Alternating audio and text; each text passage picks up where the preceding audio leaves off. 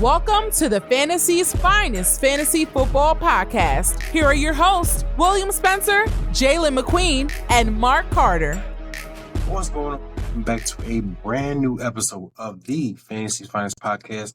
You know your boy Will is checking in, and we got to get you guys ready for week 2. So in this episode, we'll be talking about some starts for week 2 heading into the Sunday games. Kickoff is just around the corner, so we got to get you ready for those last-minute lineup changes. And I got a couple guys that I think you should be interested in putting in your lineups. If you have them, they would make some great starts for Sunday for week 2.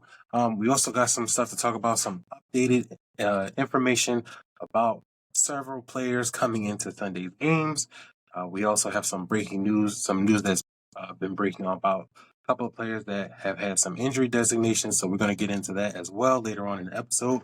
But before we get into all of that, make sure that you're following the podcast on YouTube, on our YouTube channel at Fantasy's Finest. Make sure you're following the audio version as well, wherever you listen to podcasts. If you're on Apple, make sure you leave us a review there, and make sure you hit the like and subscribe buttons on our YouTube channel. It helps the channel out, and we greatly appreciate it. Get us some exposure, some more engagement. And please feel free to leave comments on the videos too, man. We love the engagement. We love talking to you guys and going back and forth on comments, especially across our social medias as well. And you can follow us wherever you get your favorite flavor of social media, whether it's Twitter, TikTok, or Instagram. We're there too at Fantasy's Finest. So, without further ado, we're going to get right into the episode. No fluff, no extra stuff. We're going to talk about some things that are going on out of the NFL in our news and notes segment. So, let's jump in. News and notes from around the NFL. All right. First up, Christian McCaffrey. I know we've been talking about Christian McCaffrey a lot over the last few episodes, whether we're doing the Fantasy's Finest podcast or the Blitz, our new show that's out, daily podcast. But Christian McCaffrey has been the talk of the town, and now he's not only out for week 2, but he's not going to be available for the next 4 weeks. The 49ers have placed him on IR as he continues to work his way back from that calf Achilles injury that, was reportedly okay. He'd be ready to play. If it was a playoff game, he'd be ready to go. Yeah, okay. Malarkey. So now Christian McCaffrey is going to miss the next 4 games because he's going to be on the injury reserve list. Jordan Mason, hopefully they told him this time that he's going to be the starter for the 49ers for the foreseeable future until Christian McCaffrey comes back and is 100% and ready to take on the role of the large majority of snaps that he normally sees in the 49ers offense. So that's to kick off the news segment. Kyler Murray stated that it's not his job to force the ball to Marvin Harrison Jr. MHJ only saw 3 targets in his debut against the Buffalo Bills in week 1. Harrison had 4 targets the entire game. But Kyler Murray went on to say that I have a feel for guys when they don't get the ball and when they are getting the ball. But I leave that up to OC, the offensive coordinator, Drew Petzing. Now, my initial reaction when I heard that was like, that's a load of crap. Like, come on, Kyler Murray. You don't have your organization go out and get you one of the top wide receiver prospects heading into the draft. They draft him with the 2nd overall pick, and you don't give him a target? Like, and I understand the premise of not force-feeding targets to Marvin Harrison Jr., but you kind of needed him to get involved. Not only that, you missed him towards the end of the game, down the stretch when he was wide open, because the Buffalo Bills knew you weren't throwing him the ball. So he was scot-free. You missed him on the touchdown pass that could have changed the scope of the game and maybe even gotten Arizona the win. So I expect to see an overcorrection for Marvin Harrison Jr. heading into week 2. I expect to see him a lot more than the 4 targets he saw in week 1. Marquise Brown. Big news for Marquise Brown. He has not only landed on IR, he will undergo shoulder surgery to fix his shoulder that he injured during the off season. But I'm sorry, not during the off season. I believe he injured it. No, he did injure it in the off season. See, I'm going back and forth. I should have had that in there. But not only will he land on IR and miss the next 4 games. According to a report from Adam Schefter, Brown is expected to not be available throughout almost the entire season of the 2024 NFL season, per sources. Apparently, his shoulder injury is so bad, or the recovery or the repair, whatever it may be, is going to cause Marquise Brown to miss an extended period of time beyond what's required from the injury reserve. That is not good news for Marquise Brown, and unfortunately, it's good news for Xavier Worthy. Him and Rashee Rice will be the top 2 targets for Patrick Mahomes going forward this season. That is a huge, huge blow for the Kansas City Chiefs. Now, there are several players heading into week 2 that have either had the questionable tag or the doubtful tag heading into Sunday. So I'm going to get you guys updated with a couple of these guys, these players who you may need to make some adjustments when it comes to having them in your lineup, but you got to be ready for it. So Jameson Williams, the Detroit Lions wide receiver, he's dealing with an ankle injury. He was listed as questionable, but he will play against the Tampa Bay Buccaneers. The Eagles have 2 players dealing with hamstring injuries, and A.J. Brown and Johnny Wilson. Both are slated to be questionable heading into Monday Night Football's game against the Atlanta Falcons. Now, this is a little bit trickier because we don't know if A.J. Brown is going to be available. There's some back and forth as to whether or not he's going to be there, or if he's going to be ready. But if you're not sure, or if you don't want to take the chance, make a move and take him out of your lineup just to be on the safe side, because you don't want to get stuck on Monday night and not have A.J. Brown and not have another option available to you, because all the other players who have played by Sunday, you don't want to get stuck in that position. Trust me, I've been there. But both players are dealing with hamstring injuries, and both are listed as questionable heading into Monday Night Football against the Atlanta Falcons. Jordan Love was downgraded with his knee injury. As we mentioned before, he's expected to miss the next 3 to 6 weeks with that knee injury that he suffered in week 1 against the Philadelphia Eagles. Now, I don't know why they try to play semantics like, oh yeah, he might be able to play in week 2. Yeah, no. He wasn't medically cleared to play. He will not play. He's going to miss a few more weeks with that knee injury. Kenneth Walker, Seattle Seahawks running back, dealing with an oblique injury. He's listed as doubtful versus New England. Cowboys tight end Jake Ferguson, dealing with a knee. He's doubtful for week 2 against the New Orleans Saints. It's kind of long shot for him to be able to play anyway. He was positive after initial reports were that he managed to avoid a torn ACL injury, which is good.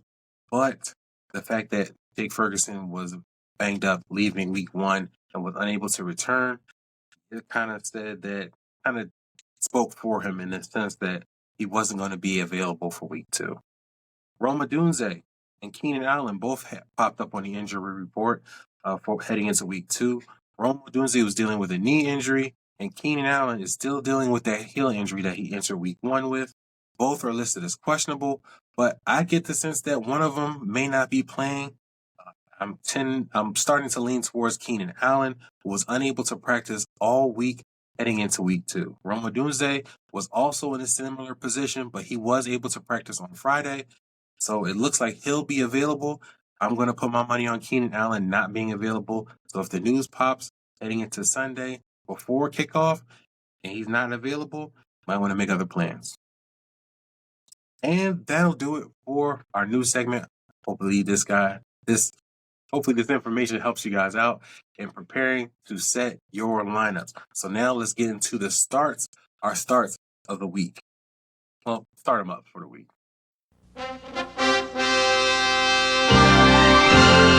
And now for our feature presentation. All right, so I have a few names at a couple of positions that I think could be potential start-worthy players heading into week 2. So I'll jump right in it. And my first guy is at the quarterback position is Justin Herbert versus the Carolina Panthers. Now, I understand that the Chargers offense was not great in terms of passing in week 1 against the Las Vegas Raiders. Justin Herbert only threw for 144 yards.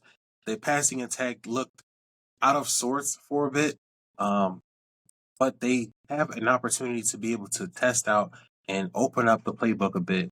Because it feels like a lot of teams in week one were kind of struggling passing the ball. A lot of offenses didn't look right as far as passing the ball, but the Chargers find themselves in a unique situation because they have an opponent who gave up a significant amount of passing yards. They made Derek Carr look really sharp in week one when they faced off. Carolina's defense gave up 200 yards, over 200 yards passing. 200 yards passing and 3 touchdowns to Derek Carr in week one. They allowed him to get 21.3 fantasy points against their defense. Justin Herbert has the potential to be able to top that number. They just have to be more willing to be able to throw the ball. They need to be able to get, in my opinion, they should take this opportunity against the Carolina defense to be able to test that offense, test that passing attack, and see where they're at with their young wide receiver group. Because we know that they can run the ball, and we know that the Carolina Panthers outright stink against against the run. Just ask Alvin Kamara. But J.K. Dobbins is going to see a significant amount of work as he performed well in week one. So I expect the running game to continue to be that theme that they lead with for the Chargers. But I think it's time for the Chargers to see if they can get that passing game open with Justin Herbert. And a weak Carolina's defense would be the right time to be able to test it out.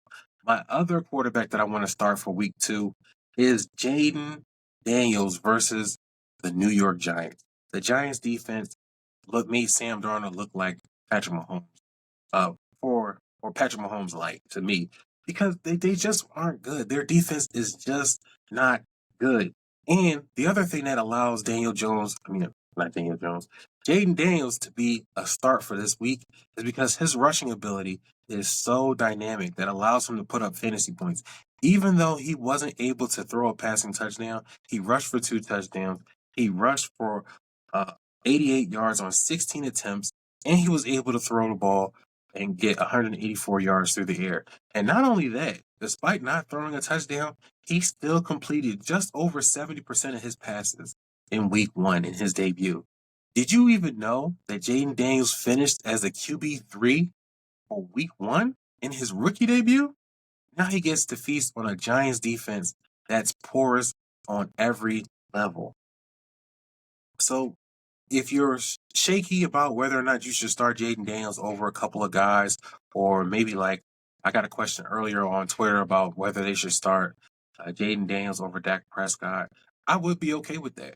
Starting Jaden Daniels over Dak Prescott would be fine. You still get a lot of rushing upside with Jaden Daniels as opposed to Dak Prescott. I still think Dak Prescott is going to have a good game passing the ball against the New Orleans Saints, especially if the reports are true or consistent with the fact that Marshawn Lattimore, the New Orleans Saints' number one corner, may be out with that game due to a hamstring injury. So if that helps Dak Prescott to be able to have an even better day, a better day passing the ball, then that's okay. But Jaden Daniels' rushing ability is just too top-notch to have him sitting on your bench. This is a great matchup for Jaden Daniels. Hopefully they are able to get passing touchdowns against the Giants defense. But that rushing upside and his rushing ability in the red zone is just too dangerous for you not to put him in your lineups in week two against the weak Giants defense. Now, let's move over to running back because I'm talking about James Conner versus the Los Angeles Rams. Conner managed to finish 12th in rushing attempts in week one. He's got the volume in that backfield. And I know if you've been following me on Twitter, I was a proponent of Trey Benson.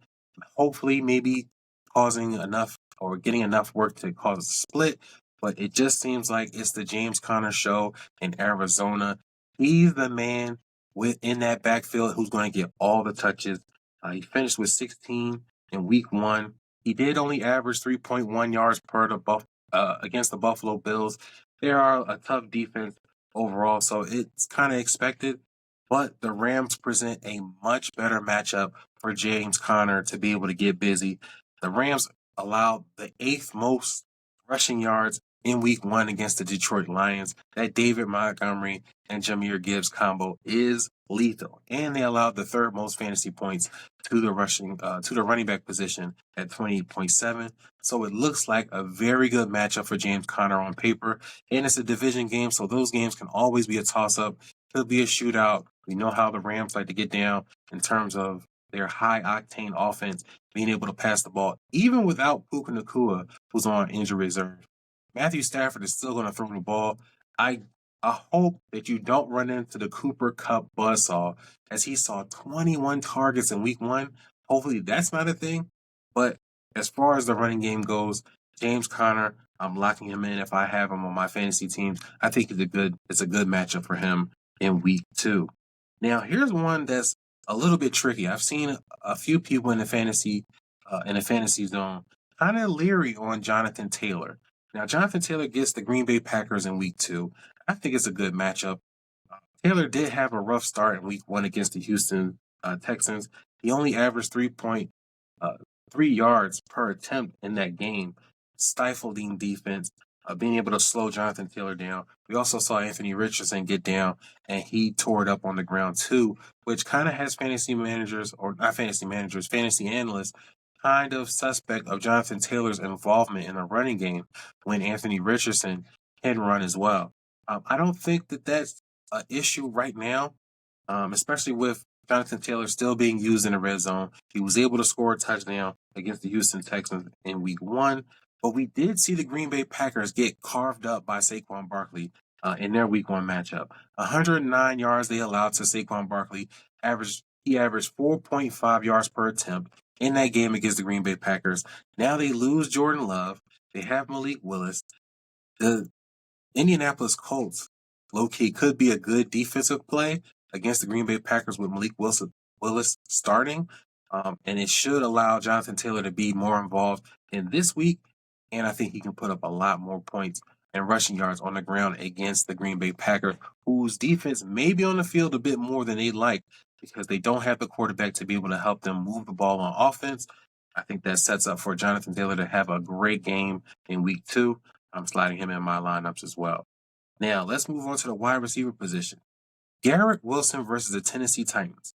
Now, I'm going to go with the premise that the Titans secondary, their defense, was solid in that game, but Caleb Williams was in his debut as a rookie, and he kind of got abused. He only threw for 93 yards. Caleb Williams was on the run almost all game. The Tennessee Titans were breathing down his neck. They picked off the ball. They had pick sixes. It was a pure defensive game in that matchup because Will Levis wasn't any good in that game as well. But I think this is an opportunity for Garrett Wilson to get back in a positive end in terms of fantasy. He did see 11 targets against the San Francisco 49ers in week 1, which bodes well for the kind of work that he's going to get. We just need to see him and Aaron Rodgers be on the same page more often than not. And we need to see that Jets offense move in the right direction. I think this is a week that they can get it done. The Jets defense is going to be able to get the ball away from the Tennessee Titans offense. I really believe that with the kind of volume that Garrett Wilson gets with Aaron Rodgers as the number 1 option for the New York Jets, this looks like a game where Garrett Wilson can get busy, and we need to see him be able to be that top-tier wide receiver that we've been hoping for now that Aaron Rodgers is healthy. Another note, the Tennessee Titans allowed the 6th fewest passing yards in terms of defending the quarterback position. But again, it was Caleb Williams' debut in the NFL. They're not playing against a rookie this week. They're playing against one of the best passers in the NFL in Aaron Rodgers. So I think that's something to take into account. Aaron Rodgers himself said last week that he feels better now that he's gotten the jitters out. He's gotten to get that first hit out of the way. He survived. He came out of the game in one piece. So I think this bodes well for him moving along with the Jets offense and being more dynamic this week than he was last week, which means if he's more dynamic, if Aaron Rodgers is more dynamic, Garrett Wilson will be too. Now, I mentioned Marvin Harrison Jr. in the news segment, and I got him as a start against the Los Angeles Rams in week 2. I feel like this is going to be an overcorrection. There's no way in the world that you draft a wide receiver of the talent and caliber of Marvin Harrison Jr. and you only get him 4 targets the entire game. That is a mistake by your offensive coordinator and quarterback. I expect both of those guys to overcorrect and get Marvin Harrison involved in this game this very week, especially when you got a division rival game against the Los Angeles Rams. This game has bigger implications than the Buffalo game last week. So they're going to try to pull out all the stops. We know that the Los Angeles Rams have an offense that's high-powered, high volume in terms of passing attempts. Matthew Stafford loves to sling the ball, and he has his favorite target in Cooper Kupp still on the field. The Arizona Cardinals are going to have to keep pace in this game if they want to get this W, and getting Marvin Harrison Jr. involved in the game is key for them to be able to do that. Marvin Harrison Jr. was kind of a flop in his first game, as I've already said. You know, he didn't see the amount of volume that we were expecting him to come out and get as that number one option in the Arizona Cardinals offense. But some points for the Rams, or for the Arizona Cardinals offense to be able to capitalize on. The Rams did allow almost 22 fantasy points to the wide receiver position in week 1, and Jameson Williams got off in his week 1 debut. Not so much a debut, but you know, we haven't seen much from Jameson Williams either. But 121 yards and a touchdown is nothing to sneeze at. They did slow down Amon-Ra St. Brown, but Jameson Williams was probably just too hot that you had to feed him the ball, and he went to work on that Rams secondary. Marvin Harrison Jr. has that same opportunity to be able to do that as well. We just need Kyler Murray to get him the ball, and things will happen.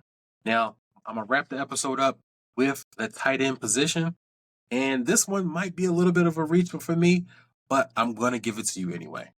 Hayden Hurst from the Los Angeles Chargers versus the Carolina Panthers. The Panthers, again, they're that defense. They're going to be that defense this year that all the teams are going to be beating up on, or one of the teams that everybody's going to be beating up on this season, because their defense is just not good. They lost a couple of players to injury. They lost their starting defensive tackle, I believe Derek Brown, for the season. They just have a lot of issues going on in that defense, and they might not be able to get right. And any team that faces off against them could have a field day. And I feel like Hayden Hurst has that opportunity to be able to do that too. He was 4th in snaps among the Chargers' skill position players in week 1. He saw 2 more snaps than fellow tight end Will Dissly, and he saw 2 more targets in the passing game. I'm hoping that Greg Roman uses, and I've said this before, whether it was on Twitter or in another video, I'm hoping that Hayden Hurst is that guy that turns into the Chargers version of Mark Andrews. And I'm saying he's going to put up similar numbers to Mark Andrews, but in that offensive scheme where Greg Roman likes to use the tight end position as an athletic pass catcher, which is what Hayden Hurst is, if he can stay healthy, he can be that guy that turns into that Mark Andrews, like, let me see. I'm going to show y'all the air quotes. So I'm not sitting here like, yo, Will called him Mark Andrews. No, Mark Andrews, like, he can be that guy for the Chargers offense to be able to move the ball in short distances along with Ladd McConkey, because that's the area that they're going to be playing in. So you have a pass catching tight end. You have a rookie wide receiver who can play that short end of the field, that dump off to help Justin Herbert be able to move the ball downfield. The Panthers also gave up 2 touchdowns in their game against the New Orleans Saints, one to Foster Moreau, one to Juwan Johnson, and they allowed the most receiving yards to the tight end position in week 1. They currently lead the NFL against yards allowed against the tight end position, and they also allowed the most fantasy points to the tight end position in week 1. So maybe Hayden Hurst has the opportunity to capitalize on those weaknesses the Carolina Panthers have. I hope that you can benefit from this. It is a bit of a reach. I understand that. So if you can stash Hayden Hurst on your bench and see how his involvement continues to grow, hopefully it does this week, then you have another starting tight end in an offense that utilizes the tight end position to its truest and allows it to be used for Justin Herbert to help him be able to, again, move the ball downfield methodically, because I don't think they're going to be one of those big play offenses.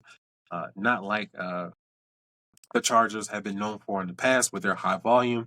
I think that they take a step back. I think they're going to lead to be more efficient with their passing, so they can be able to move the ball in short spurts, but methodically down the field, chewing up time and being able to run the ball and having a defense behind them that can put pressure on the quarterback, get those turnovers. But that is it for the episode. I got you guys set with a few guys that I think you should be plugging into your lines because their matchups are really good. They have opportunities to be able to put up a lot of fantasy points, and they are not, some of them aren't expensive, but there could be some shifts in what happened from their week ones because I feel like a lot of teams in week one just weren't ready for the NFL season. Their offenses weren't ready. They didn't showcase a lot of things that they could do. I think they're holding on to a lot of things, a lot of plays, and they're waiting for the season to be able to go on and be able to develop so that they can bring out more in their offenses and not just let everything hang out in week one. But that's it for the episode. Thank you for checking us out. Make sure that you, again, hit the like and subscribe button on the YouTube channel and follow our podcast on our YouTube, as well as Apple, Spotify, and wherever you listen to podcasts. And if you're on Apple and you're listening, please leave us a review. Read our show. Like I said, it helps the podcast out. It helps us grow and get to reach a bigger audience. So we would appreciate that. But that's it for the show, man. I will check you guys in our next one. Y'all take it easy. I hope y'all guys win week 2.